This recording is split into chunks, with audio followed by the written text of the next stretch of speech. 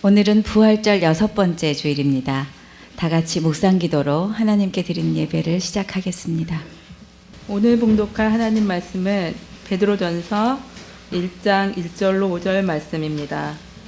예수 그리스도의 사도 베드로는 본도 갈라디아, 갑바도기아, 아시아와 베두기아와 흩어진 나그네 곧 하나님 아버지의 미리 하심을 따라 성령이 거룩하게 하심으로 순종함과 예수 그리스도의 피뿌림을 얻기 위하여 택하심을 받은 자들에게 편지하노니 은혜와 평강이 너희에게 더욱 많을지어다.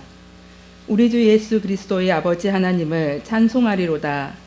그의 많으신 긍휼대로 예수 그리스도를 죽은 자 가운데서 부활하게 하심으로 말미암아 우리를 거듭나게 하사 산 소망이 있게 하시며 썩지 않고 더럽지 않고 쇠하지 아니하는 유업을 있게 하시나니 곧 너희를 위하여 하늘에 간직하신 것이라.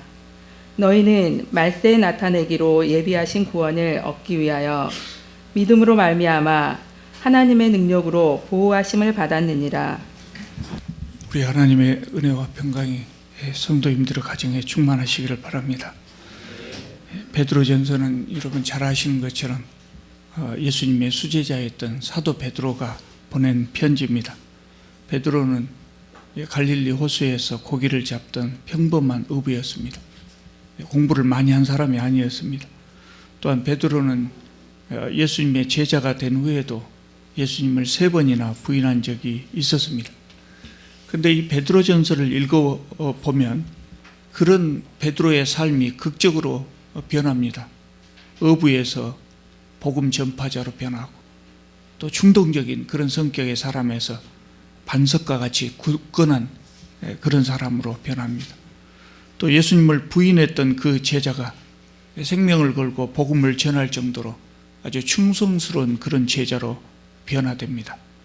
그리고 베드로는 성도들이 자신과 같이 그렇게 굳건한 믿음을 갖기 원하는 마음으로 이 편지를 기록한 것입니다.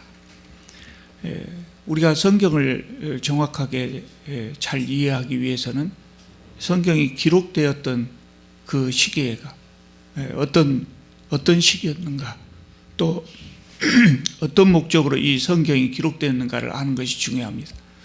또 성경은 어떤 사람들을 주된 독자로 생각하고 기록됐는가, 이거를 아는 것이 중요합니다. 베드로전서가 기록될 때는 로마의 그 네로 황제가 기독교인들을 본격적으로 박해하기 직전이었던 것으로 추정됩니다. 그때 이미 기독교인들에 대한 박해가 진행되고 있었습니다.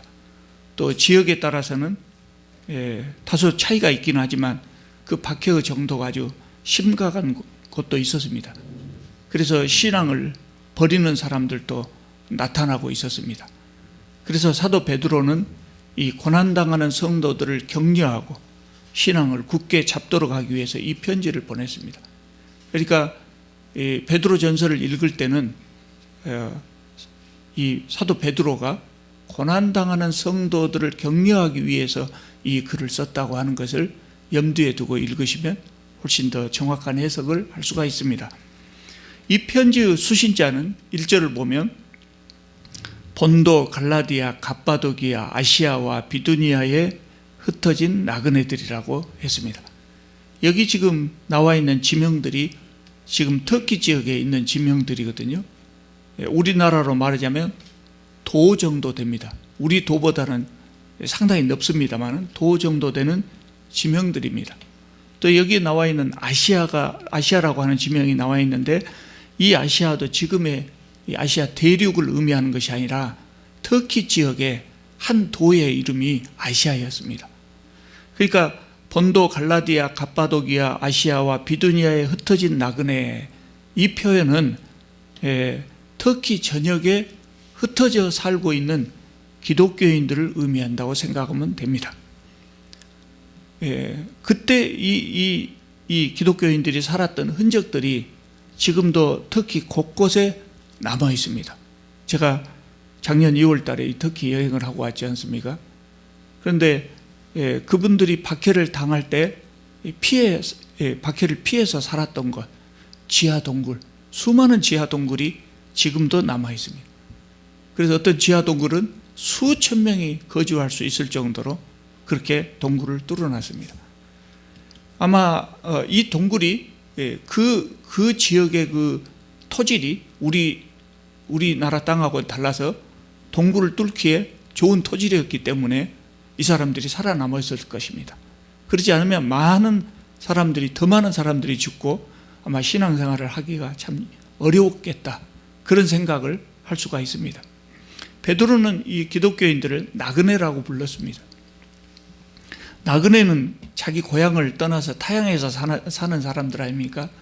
그런데 본문에 이 나그네라고 번역된 이 단어는 일반 보통 나그네가 아니라 자기 나라를 떠나서 다른 나라에서 사는 이방인 나그네, 외국인이라는 의미가 강합니다. 그러니까 이 시대에는 중동 지역으로부터 유럽 거의 전역에 이르기까지 로마로 통일되어 있었지 않겠습니까? 그래서 외국을 떠도는 이방인들, 외국에 왔다 갔다 하는 것이 훨씬 쉬웠기 때문에 그런 이방인들을 쉽게 볼 수가 있었습니다. 그래서 베드로는 그런 단어를 사용한 겁니다. 베드로가 기독교인을 나그네라고 부른 이유는 기독교인들이 떳떳이 생활을 했기 때문이 아닙니다. 기독교인들이 세상에서 갖는 지위가 나그네와 같은 지위라는 겁니다. 우리는 세상의 시민권을 버리고 천국의 시민권을 선택한 사람들입니다. 그리고 우리는 이 세상 삶을 마감하는 날 천국으로 돌아갈 것입니다. 그래서 상대적으로 이 땅 위에 사는 동안 우리의 삶이 이방인의 삶과 같다는 그런 의미로 표현한 것이죠. 또 나그네 삶이라고 하는 표현은 이 세상의 삶이 짧은 여행과 같다는 의미도 들어 있습니다. 우리는 결국 천국, 우리가 고향으로 본향으로 생각하는 그 천국으로 돌아갈 겁니다. 우리가 천국으로 돌아갈 때 그곳에서 영원한 삶을 살기 때문에 이 세상의 삶은 상대적으로 길어야 100년, 이런 삶은 상대적으로 짧은 삶입니다. 마치 잠시 외국을 여행하는 것과 같은 삶이라는 것이죠. 그래서 기독교인들을 나그네라고 표현한 겁니다. 사도 베드로는 우리가 천국 시민이라는 의미에서, 그리고 이 세상 삶은 잠시 지나가는 삶이라는 그런 의미에서 성도들을 나그네라고 불렀습니다. 2절을 보시면 곧 하나님 아버지의 미리 아심을 따라 성령의 거룩하게 하심으로 순종함과 예수 그리스도의 핏부림을 얻기 위하여 택하심을 받은 자들에게 편지하노니 은혜와 평강이 너희에게 더욱 많을지어다 그랬습니다. 수식어가 매우 길어서 머릿속에 잘 이 내용이 남지 않습니다만 구분해 보면 이렇습니다. 우리는 하나님 아버지의 미리 아심을 따라 택함을 받았다는 겁니다. 이 말씀은 하나님께서 우리가 하나님을 잘 믿을 것을 미리 아시고, 또 우리가 하나님 말씀대로 순종하면서 살 것을 미리 아시고 우리를 택하셨다는 것이 아닙니다. 우리가 훌륭하기 때문에 신앙생활 잘할 것으로 생각하고 그래서 우리를 택하셨다는 그런 의미가 아닙니다. 그렇게 하면 그것은 하나님의 은혜로 선택된 것이 아니고 우리의 공로로 선택되는 것이 됩니다. 그래서 이것은 잘못된 해석입니다. 하나님께서 우리를 미리 알고 선택하셨다는 것은 우리가 신실한 사람이 될 것을 알고 선택하셨다기보다 그것하고 관계없이 하나님이 우리를 미리 아셨다 하는 것은 우리를 일찍부터 알아주셨다는 의미입니다. 우리가 아직 태어나기도 전에, 또 무엇을 하기도 전에, 아직 아무것도 아닐 때 이미 하나님은 우리를 알아보시고 사랑해 주셨다는 겁니다. 그래서 은혜라고 합니다. 또 성령의 거룩하게 하심으로 그랬습니다. 거룩하게 하심이라는 말씀은 한자말로 표현하면 성화라고 하죠. 그리스도인의 성장 과정을 의미합니다. 그러니까 그리스도인이 성장한다는 것은 성화가 깊어진다는 의미입니다. 성령께서 우리가 거룩해지도록 도우신다는 것입니다. 성화는 평생 동안 점진적으로 이루어집니다. 그래서 우리가 점점 더 하나님의 말씀에 순종하게 되고 신앙 인격이 변해가는 겁니다. 성령께서 그것을 도와주신다는 겁니다. 그리고 세 번째로 예수 그리스도를 말씀합니다. 그러니까 이 2절 속에 성부, 성자, 성령 삼위 하나님이 다 거론이 되고 있는 것이죠. 순종함과 예수 그리스도의 핏부림을 얻게 하기 위하여 택하심을 받았다고 했습니다.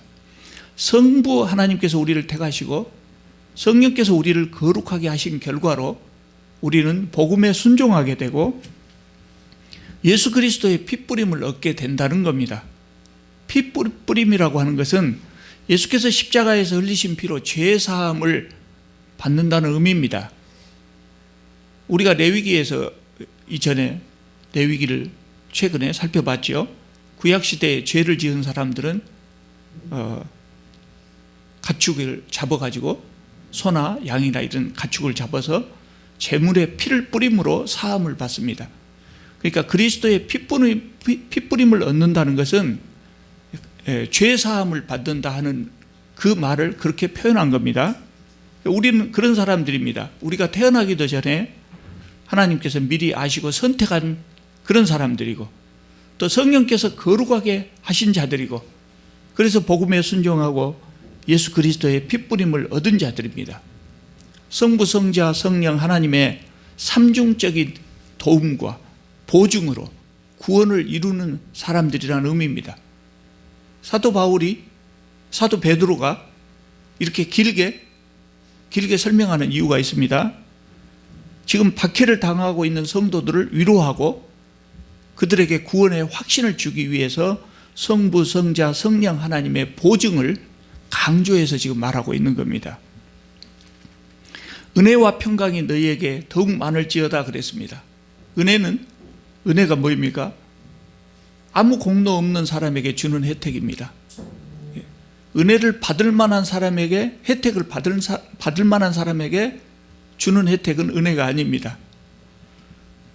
아무 공로 없는 사람에게 베풀어지는 혜택입니다. 혜택을 받을 만한 공을 세운 적이 없는 사람에게 또 자격이 없는 사람에게 주어지는 혜택이 그것이 은혜입니다. 평강은 지금 우리는 평강이라는 단어를 잘 사용하지 않습니다. 평안입니다. 평안. 하나님께서 주시는 평안입니다. 마약을 먹었을 때 일시적으로 얻는 그런 평안이나 또 근심, 걱정, 또 공포를 잠시 잊었을 때 일시적으로 얻는 평안이 아니고 근본적으로 하나님께서 근본적인 문제를 해결해 주심으로 얻는 영원하고 참된 그런 평안을 말합니다. 지금 사도 베드로는 고난을 당하고 있는 그 성도들에게 이 은혜와 평안을 기원했습니다. 고난을 당하면서 은혜와 평안을 누릴 수가 있을까요? 하나님께서 주시는 평안은 그런 평안이라는 겁니다. 세상 사람들은 은혜가 무엇인지를 모르기 때문에 행운이 있기를 빕니다. 또 참된 평안이 있다고 하는 것을 잘 모르기 때문에 그저 갈등이 없기만을 바랍니다. 그러나 우리 하나님은 세상의 고난을 이겨낼 수 있는 참된 은혜와 평안을 주십니다. 사도 베드로는 자신이 온갖 박해 속에서 그런 은혜와 평안을 경험하고 체험하고 느끼고 살았습니다. 그래서 성도들도 그런 은혜와 평안을 누리기를 바라는 마음으로 이런 축원을 하는 겁니다. 3절을 보시겠습니다. 우리 주 예수 그리스도의 아버지의 하나님을 찬송하리로다. 그의 많으신 긍휼대로 예수 그리스도를 죽은 자 가운데서 부활하게 하심으로 말미암아 우리를 거듭나게 하사 산 소망이 있게 하시며라고 했습니다. 사도 베드로는 고난당한 성도들이 그 고난을 잘 견뎌내도록 하기 위해서 산 소망을 이야기하고 있습니다. 소망이라고 하는 거 바라는 거 아니겠습니까? 미래에 무엇이 이루어지기를 기대하는 겁니다. 사람은 소망이 있으면 삽니다. 오늘의 삶이 아무리 고달플지라도 소망이 있는 사람은 삽니다.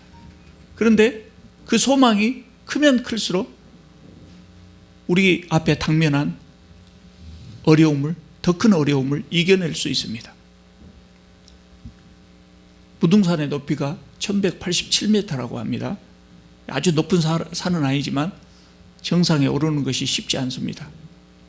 제가 한 2년 동안 무등산 다녔나요? 근데 아직 정상까지는 못 올라가 봤습니다. 무등산은 누구나 가려고만 가려고 생각하면 갈 수 있습니다. 그러나 등산을 많이 해보지 않은 사람들은 정상까지 올라가는 것이 대단히 힘듭니다.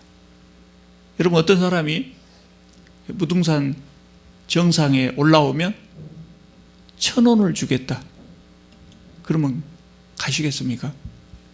막 그렇지 않아도 1,000원이 아니어도 운동 삼아서 갈 생각을 하고 있었던 사람이라면 간 김에 1,000원을 얻을 겁니다. 그러나 1,000원 때문에 가지를 않습니다. 무슨 말이냐면 소망이 너무 작다는 겁니다. 무등산을 올라가기에는 소망이 너무 작다는 겁니다. 근데 그 정상에 올라오면 1,000만 원을 주겠다 그러면 대부분 다 갈 겁니다. 저도 한번 가보고 싶습니다. 기왕에 운동 삼아서 가는 김에 1,000만 원을 준다고 하니까 가야지요. 아마 힘들어도 갈 겁니다. 갔다 와서 며칠 병원에 입원을 하더라도 갈 겁니다. 왜냐하면 1,000만 원은 큰 돈은 아니지만 무등산 올라가서 얻을 수 있는 돈치고는 굉장히 큽니다. 소망이 크다는 겁니다. 소망이 큽니다. 소망이 크면 고난을 이겨낼 수 있습니다. 그래서 1,000만 원을 준다고 하면 무등산 올라가는 수고를 우리는 할 수가 있습니다. 그래서 사도 베드로가 성도들에게 산소망을 말하고 있는 겁니다. 산소망, 산소망이라는 말은 유효한 소망이라는 거죠. 살아있는 소망이라는 거죠. 베드로가 말하는 산소망이 뭡니까? 영생입니다. 구원입니다. 하늘나라에 들어가서 영원히 영생을 누리며 사는 겁니다. 4절에 그걸 추가로 설명하고 있습니다. 그것은 썩지 않고 더럽지 않고 쇠하지 아니하는 유업을 잊게 하시나니 곧 너희를 위하여 하늘에 간직하신 것이라고 했습니다. 이것이 산소망이라는 겁니다. 유업이 뭡니까? 조상으로부터 물려받는, 아버지로부터 물려받는 가업이라는 의미입니다. 옛날에는 대부분이 다 농사를 지었기 때문에 유업 그러면 아버지가 물려주시는 농토를 의미하기도 했습니다. 세상에서 얻는 유업은 시간이 지나면 변합니다. 변하고 또 내게서 사라져버릴 수도 있습니다. 잃어버릴 수도 있다는 겁니다. 그러나 성도들이 받는 유업은 본문의 표현대로 하면 하늘에 간직하신 것이라 그랬습니다. 변하지 않는다는 것이죠. 확고하다는 겁니다. 우리가 받을 영생, 우리가 받을 구원은 확고하다는 겁니다. 그래서 썩지 않고 더럽지 않고 쇠하지 않는 유업이라고 그렇게 설명을 했습니다. 그것이 영생입니다. 그것이 우리의 산소망입니다. 우리가 영생을 얻는 것보다 더 큰 소망이 있을 수가 있을까요? 우리가 소망이 클수록 우리 앞에 있는 어려움을 이겨낼 수 있다 그랬어요. 그런데 하필 베드로는 왜 소망을 이야기하겠습니까? 이것보다 더 큰 소망이 없기 때문입니다. 하나님을 모르는 사람들은 이것의 가치를 잘 모릅니다. 그래서 세상 사람들은 기독교인이 되지 않는 겁니다. 영생의 가치가 얼마나 큰 것인가를 안다면 죽을 고생을 한다고 해도 기독교인이 될 것입니다. 여러분, 교회가 세상 사람들에게 기독교인이 된다면 1억 원을 주겠습니다. 그럼 어떻게 될까요? 1억 원 좀 적으면 10억 원을 준다. 그래도 됩니다. 그럼 어떻게 될까요? 아마 대부분 사람들이 기독교인이 될 겁니다. 그러나 영생은 돈으로 따질 수 없는 무한한 가치를 지닌 것입니다. 그래서 사도 베드로는 고난당하는 성도들에게 나그네 삶을 살라고 권했습니다. 기독교인들은 세상의 시민권을 버리고 천국의 시민권을 택한 사람들입니다. 자진해서 이 세상에서 이방인으로 사는 사람들입니다. 나그네의 삶은 고달픕니다. 첫째는 말이 다르고 습관이 다르기 때문에 고달프고요. 그래서 나그네들은 남의 구경거리가 되기도 하고 차별을 받기도 합니다. 또 나그네들은 시민권이 없어서, 이방인들은 시민권이 없어서 충분히 보호받을 수가 없습니다. 그래서 고달픕니다. 나그네의 삶이 고달프다면 지금 살고 있는 그 나라의 시민권을 얻으면 됩니다. 그래서 천국 시민으로 이 땅 위에 나그네로 사는 것이 고달퍼서 배교하고 천국 시민권을 포기한 사람들이 그때도 초대교회 시대에 많이 있었습니다. 여러분, 오늘 하루를 오늘 하루를 거지로 살면 남은 평생을 왕으로 살 수 있다. 이거하고 오늘 하루를 왕으로 살면 남은 평생을 거지로 살아야 한다. 그럼 어떤 것을 선택하시겠습니까? 말할 것도 없지요. 오늘 하루 왕으로 살기 위해서 평생을 거지로 사는 삶을 선택할 사람이 어디 있겠습니까? 이것이 우리가 세상에서 나그네의 삶을 사는 이유입니다. 정상적인 사람이라면 이 생에서 몇십 년 편하게 살겠다고 영원한 지옥의 고통을 선택하지는 않을 것입니다. 사도 베드로가 고난당하는 성도들에게 권면한 것이 바로 그것입니다.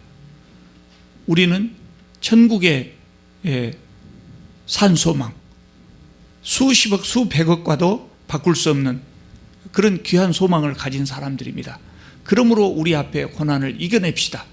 이것이 베드로가 지금 이 베드로전서를 통해서 성도들에게 하고 있는 말입니다. 나그네는 본향을 그리워하는 삶을 삽니다. 나그네는 누구나 고향을 그리워하면서 그것에 돌아갈 날을 기대하면서 삽니다. 그러므로 우리는 천국을 사모하면서 살아야 합니다. 이 땅 위에서 잘 살기 위해서 천국을 포기해서는 안 된다는 것이죠. 또 나그네는 언젠가는 본향으로 돌아갈 준비를 하면서 삽니다. 우리도 천국에 돌아갈 것을 준비하면서 살아야 됩니다. 이 땅 위에 살면서 천년 만년 계속해서 살 것처럼 그렇게 사는 분들이 많습니다. 우리는 항상 돌아갈 준비를 하면서 살아야 됩니다. 그때 돌아갔을 때 하나님으로부터 잘 왔다, 잘 참고 살았다, 이렇게 칭찬받을 수 있도록 살아야 합니다. 베드로는 이 말을 지금 이 베드로전서를 통해서 하고 있는 겁니다. 5절을 보면 너희는 말세에 나타내기로 예비하신 구원을 얻기 위하여 믿음으로 말미암아 하나님의 능력으로 보호하심을 받았느니라고 그렇게 말하고 있습니다. 이 구절은 성도들이 지금 박해를 받은 성도들이 할 수 있는 질문입니다. 그 질문에 베드로가 미리서 답하고 있는 것이죠. 이 서신을 받은 사람, 베드로의 말을 들으면서 나그네의 삶을 살면서 우리 고난을 이겨냅시다, 이런 말을 들으면 마음속에 의문이 생겨날 수 있을 겁니다. 앞으로 박해가 더 심해질 텐데 그렇게 박해가 더 심해져도 우리가 과연 인내하면서 신앙을 지킬 수가 있을까요? 아마 그런 의문이 생길 수가 있겠죠. 그래서 베드로가 그것에 미리서 답하는 겁니다. 뭐라고 합니까? 하나님의 능력으로 우리는 하나님의 능력으로 보호하심을 받고 있습니다. 그래서 이겨낼 수 있다는 겁니다. 여러분, 나그네의 삶이 고달픈 이유를 아까 말씀드렸습니다. 이방인의 삶은 이곳에서 시민권이 없기 때문에 충분히 보호받지 못한다는 거예요. 그것이 우리가 나그네의 삶이 고달프고 서러운 중요한 이유 중에 하나입니다. 그런데요, 이거는 어느 나라 사람이냐에 따라 좀 다릅니다. 우리나라에 와서 사는 외국인 중에서, 우리나라에 지금 많은 외국인들이 있지 않습니까? 그런데 우리나라에 와서 살고 있는 외국인 중에서 약소국 사람들은 다소 무시를 당할 수 있어요. 잘못된 것이지만 사실 그렇게 살고 있지 않습니까? 그런데 유독 미국 사람들은 우리나라에 와서 살아도 기가 죽지 않아요. 때로는 방자하기까지 합니다. 왜 그렇습니까? 미국의 국력이 강하기 때문이에요. 우리나라에 와서도 자국민들을 잘 보호할 수 있다고 생각하기 때문입니다. 마찬가지입니다. 우리가 이 땅 위에 나그네로 살아도 그래서 때로 불편을 겪을 수도 있지만 우리 하나님의 능력으로 보호하심을 받는다는 겁니다. 그러므로 나그네라고 하지만 완전히 무방비 상태에 놓여 있지는 않다는 것이죠. 그래서 사도 베드로가 우리에게 이 말씀을 통해서 이중장치를, 보증이 되는 이중장치를 말하고 있는 겁니다. 4절에서 뭐라 하겠습니까? 우리의 유업이 하늘에 보호되고 있다. 그러니까 우리가 얻을 수 있는 영생 구원은 확실한 것이다. 그렇게 말하고 또 5절에서는 이 땅에 사는 동안에도 하나님의 보호를 받고 있다. 이렇게 이중적으로 보호장치가 있다고 권하는 겁니다. 그러므로 어려움을 참고 견뎌라. 그렇게 이야기하고 있는 겁니다. 여러분, 우리가 오늘 우리 시대에 예수 믿는다고 고난당할 일은 별로 없습니다. 별로 없습니다. 그래도 불편하게 살아야 될 부분들은 있습니다. 우리는 천국 시민입니다. 자진해서 이 세상에서 이방인으로 사는 사람들입니다. 그래서 때로는 불편하고 때로는 위험할 수도 있습니다. 그렇게 사는 것들이 불편할 수 있습니다. 그러나 오늘 본문에 나오는 대로 하늘에 간직되어 있는 산 소망을 가지고 세상에서 나그네의 삶을 기쁘게 살 수 있기를 바랍니다. 기도하겠습니다. 거룩하시고 자비로우신 우리 하나님, 저희들을 천국 백성 삼아주심을 참으로 감사드립니다. 주님, 저희들이 이방인의 삶을 살기 때문에 세상 사람들과 다른 방법으로 살아야 되고 또 다른 가치관, 다른 행동을 하면서 살아야 되기 때문에 겪는 불편이 있습니다. 주님, 저희들과 함께하여 주시고 성령께서 늘 저희들과 함께하여 주심으로 세상의 어려움들을 극복해낼 수 있게 하여 주시옵소서. 세상의 어려움을 천국의 그 주님 예비하신 산소망으로 이겨낼 수 있게 하여 주시옵소서. 주님 부르시는 그날까지 우리의 신앙을 지켜나갈 수 있게 하여 주시옵소서. 예수님의 이름으로 기도하옵나이다. 아멘.